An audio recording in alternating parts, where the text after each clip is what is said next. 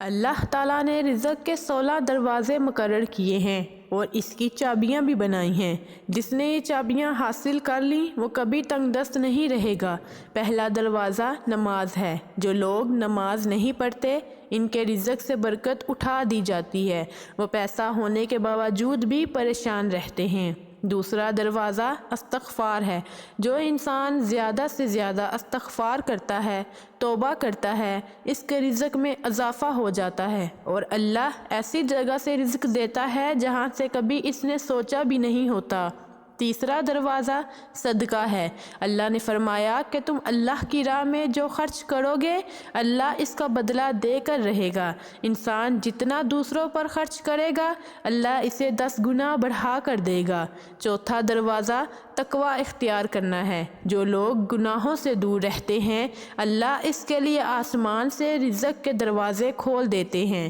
پانچواں دروازہ کثرت نفلی عبادت ہے۔ جو لوگ زیادہ سے زیادہ نفلی عبادت کرتے ہیں اللہ ان پر تنگ دستی کے دروازے بند کر دیتے ہیں۔ اللہ کہتا ہے اگر تو عبادت میں کثرت نہیں کرے گا تو میں تجھے دنیا کے کاموں میں الجھا دوں گا۔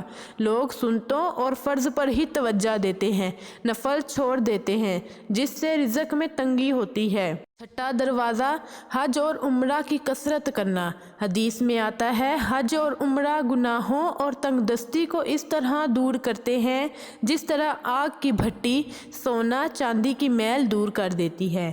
ساتواں دروازہ رشتہ داروں کے ساتھ اچھے سلوک سے پیش آنا۔ ایسے رشتہ داروں سے بھی ملتے رہنا جو آپ سے قطعی تعلق ہو۔ آٹھواں دروازہ کمزوروں کے ساتھ صلہ رحمی کرنا۔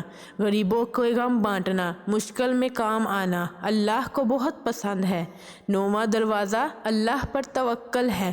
جو شخص یہ یقین رکھیں گے کہ اللہ دے گا تو اسے اللہ ضرور دے گا اور جو شک کرے گا وہ پریشان ہی رہے گا۔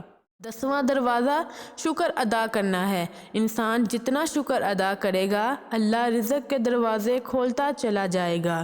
11واں دروازہ ہے گھر میں مسکرا کر داخل ہونا۔ مسکرا کر داخل ہونا سنت بھی ہے۔ حدیث میں آتا ہے نبی صلی اللہ علیہ وآلہ وسلم نے فرمایا اللہ تعالیٰ فرماتے ہیں کہ رزق بڑھا دوں گا جو شخص گھر میں داخل ہو اور مسکرا کر سلام کرے۔ 12واں دروازہ ماں باپ کی فرما برداری کرنا ہے۔ ایسے شخص پر کبھی رزق تنگ نہیں ہوتا۔ 13واں دروازہ ہر وقت باوضو رہنا ہے۔ جو شخص ہر وقت نیک نیتی کے ساتھ باوضو رہے تو اس کے رزق میں کمی نہیں ہوتی۔ 14واں دروازہ چاشت کی نماز پڑھنا ہے جس سے رزق میں برکت پڑتی ہے۔ حدیث میں ہے چاشت کی نماز رزق کو کھینچتی ہے اور تنگ دستی کو دور بھگاتی ہے۔ 15واں دروازہ ہے روزانہ سورہ واقعہ پڑھنا، اس سے رزق بہت بڑھتا ہے۔ 16واں دروازہ ہے اللہ سے دعا مانگنا۔